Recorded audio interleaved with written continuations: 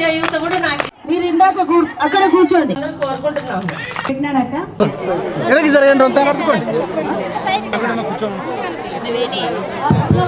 ఒక గుళ్ళు అందరికి టిఫిన్ అరేంజ్ చేశారు. అందరూ మహిళలతో మన ఎమ్మెల్యే కార్యక్రమంలో భాగంగా ఈరోజు నీలాంపల్లి విలేజ్కి రావడం జరిగింది. మహిళలందరూ కూడా అంటే ముఖ్యంగా ఈ సచివాలయ పరిధిలో ఉన్న మహిళలందరూ కూడా ఇక్కడికి విచ్చేయడం జరిగింది. మరి వాళ్ళు జగనన్న మీద ఉన్న అభిమానాన్ని చూపిస్తూ ఉన్నారు. ఎందుకంటే గతంలో చంద్రబాబు నాయుడు 14 ఏళ్లలో చేయింది జగనన్న ఈరోజు 5 ఏళ్లలో చేసి చూపించాడు. మరి మహిళల అకౌంట్లో ఇంత పెద్ద ఎత్తున సంక్షేమ పథకాల ద్వారా డబ్బులు రావడం కావచ్చు.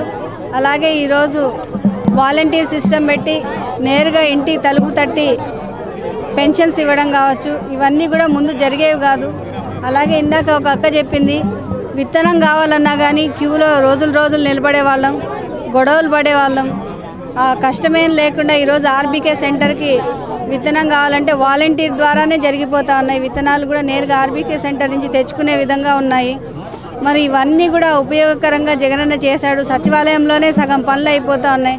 మాకు రాత్రో పగలో ఏదో ఒక టైంలో ఆరోగ్యం బాగాలేకపోయినా వైఎస్ఆర్ హెల్త్ క్లినిక్ ఒకటి ఉంది. మరి నవరత్నాల ద్వారా మహిళలందరినీ ఆరుకున్నారు కాబట్టి మేము జగనన్న వెంటే ఉంటామని చెప్పి మహిళలంతా కూడా ముక్త కంఠంతో చెప్పడం చాలా సంతోషంగా ఉంది.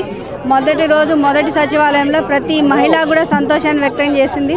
ఎవరొచ్చినా కానీ డోంట్ కేర్, మేము జగనన్న వెంటే ఉంటాము, జగనన్నకే ఫ్యాన్ గుర్తుకే వేసి మళ్ళీ కూడా జగనన్నని ముఖ్యమంత్రిని చేసుకుంటామని చెప్పి ఈరోజు మహిళలు చెప్పడం ఎంతో సంతోషంగా కూడా అనిపిస్తుంది. చంద్రబాబు నాయుడు గారు ఎలక్షన్లు ముందు మాత్రమే ప్రజలు గుర్తొస్తారు. ఎలక్షన్లు అయిపోయిన తర్వాత మొత్తం ప్రజల్ని మోసం చేస్తూ ఉంటాడు. ఎందుకంటే ఆయన ఎలక్షన్లు ముందు చెప్పే మాట ఎలక్షన్లు అయ్యాక నిలబెట్టుకునేది అనేది ఆ మనస్తత్వం లేని వ్యక్తి. ఎందుకంటే పేద ప్రజలన్నా కానీ పేదవాళ్ళన్నా కానీ ఆయన చాలా చీత్కారంతో చూస్తాడు. ఇటువంటి వ్యక్తి ఈరోజు ఎలక్షన్లు ముందు వచ్చి ఏ భవిష్యత్తు గ్యారంటీ, ఆ గ్యారంటీ, ఈ గ్యారంటీ అని అంటే ప్రజలు నమ్మే పరిస్థితుల్లో లేరు. ఏ రకంగా మభ్యపెట్టాలని ప్రజల్లోకి వచ్చినప్పటికీ కూడా జగనన్న వెంటే ప్రజలు ఉంటామని ఈరోజు కరాఖండిగా మహిళలందరూ చెప్పడం చూసాము. ఇదే జరగబోతా ఉంది మళ్ళీ వచ్చే ఎన్నికల్లో కూడా.